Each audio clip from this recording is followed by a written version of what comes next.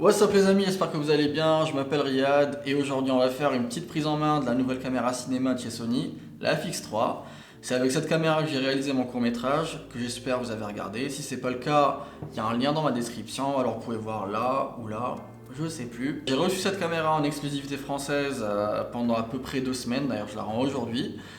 Pour justement la tester, réaliser mon court métrage et avoir mon retour dessus. Ce qui m'amène à dire que cette vidéo n'est pas sponsorisée par Sony, je suis libre et transparent de dire ce que je veux. D'ailleurs même le boîtier ne le garde pas, malheureusement, voilà. Après je vous avoue, en 2 semaines, j'ai pas eu le temps vraiment de tout tester, j'étais un peu occupé avec l'agence, avec les projets, mais je me suis quand même fait ma petite idée. Et justement sur cette vidéo, on va pas trop aller dans les détails, mais on va vraiment voir le overview de cette caméra. Alors ici Sony nous propose un tout nouveau design, ils communiquent sur le fait qu'ils suivent un peu la tendance des caméras pocket un peu boxy, qu'ils ont une forme assez carrée. Moi clairement ça me rappelle une gamme alpha sans viewfinder tout simplement. On a plusieurs boutons sur ce boîtier, donc ça c'est pas mal pour la customisation, on peut aller jusqu'à 15. La particularité des boutons white balance, les ISO et l'ouverture, même la vitesse d'ailleurs, c'est qu'on peut les locker. Donc en appuyant une fois sur ce bouton là, ça va permettre de bloquer les molettes. Donc, si accidentellement on va toucher la vitesse ou les ISO, ça sera bloqué. On retrouve un écran orientable comme le Sony Alpha 7S3. Donc c'est un boîtier tropicalisé, même si dans la présentation ils nous ont clairement dit qu'il n'était pas forcément garanti à 100%. Moi je pense que c'est à cause de la présence du ventilo qui fait son apparition sur ce boîtier. Donc on peut le voir qu'il est sur le côté, il se déclenche dès qu'on allume la caméra, il ne fait pas forcément de bruit mais on sent quand même le vent. On retrouve 5 trous filetés 1/4, ça je trouve ça pas mal si jamais on ne veut pas s'encombrer avec une cage. On peut par exemple monter un écran, un micro, voilà, tout ce qu'on veut, mais je trouve sympa de l'avoir quand même directement sur le boîtier. Alors on a un gros bouton rec tout là-haut, et ce qui est cool avec cette caméra, bon, ça peut soit vous allez aimer, soit vous n'avez pas aimé, mais en tout cas quand vous commencez à enregistrer, le boîtier se met tout en rouge. Donc l'écran, le contour, le petit rang, le rec, derrière et devant. Donc on sait forcément qu'on est en train de filmer. Donc d'un point de vue discrétion, après je sais pas si on peut désactiver ça. Donc j'ai clairement pas eu le temps de fouiller dans les menus. Mais voilà, soit on aime, soit on n'aime pas.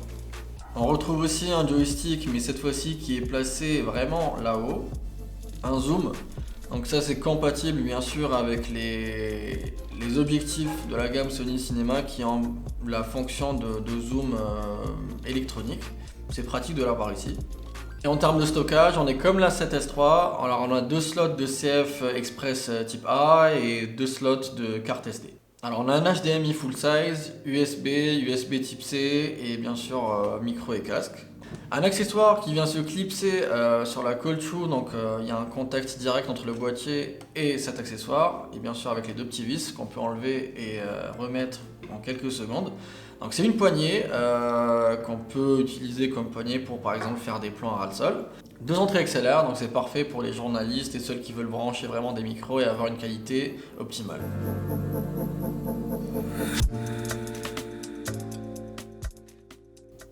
Alors d'un point de vue spec, je pense ça sera la partie la plus courte de la vidéo parce que clairement ce boîtier égale l'Alpha 7S3. C'est les mêmes specs, même capteur, même système d'autofocus, même sensibilité en ISO, donc voilà, on est clairement sur la même chose. Seule différence qu'il y avait jusqu'à présent, mais apparemment ça va changer, parce qu'aujourd'hui voilà, je suis en train de tourner, c'est le 8 février, et dans 10 jours ils vont rajouter le S-Cinetoons sur la gamme Alpha 7S3. Chose qui existe sur ce boîtier, mais qui faisait un peu la différence entre les deux, mais là clairement avec ce profil qui va être rajouté à la 7S3, on a la même chose. Maintenant ce qui change avec la FX6, c'est que ici on a un capteur stabilisé, donc c'est cool si on veut utiliser la stabilisation active. Par contre, on n'a pas le filtre 1D intégré et je trouve ça vraiment dommage. Donc tout ceci va nous ramener à la question suivante. Quelle est la différence entre la FX3 et la 7S3 ? Pour résumer un petit peu, on va dire que la gamme Alpha 7S3 de base elle a été faite pour les hybrides shooters, donc ceux qui vont un peu utiliser de la photo et de la vidéo. C'est une gamme un petit peu plus abordable et donc voilà, c'est une gamme un petit peu grand public. Là où cette FX3, Alors Sony nous vend cette caméra comme étant une caméra cinéma la toute petite de la gamme FX qui est destinée aux vidéastes avec une ergonomie justement pensée aux vidéastes comme on l'a dit auparavant. Et bien sûr le fait qu'il y ait un ventilo ça va nous permettre de shooter sans arrêt. Donc dans le monde professionnel c'est vrai qu'on va rarement dire à notre client d'attendre que le boîtier refroidisse. Donc c'est un peu les points qui vont différencier les deux. Par contre, on va noter l'absence du viewfinder. Donc c'est une bonne chose, pas une bonne chose. Alors à qui elle est destinée cette caméra? Alors dans la présentation, ils nous ont dit que c'est une caméra qui est destinée pour les personnes qui vont opérer une caméra tout seul, c'est-à-dire qu'ils vont avoir besoin de personne d'autre.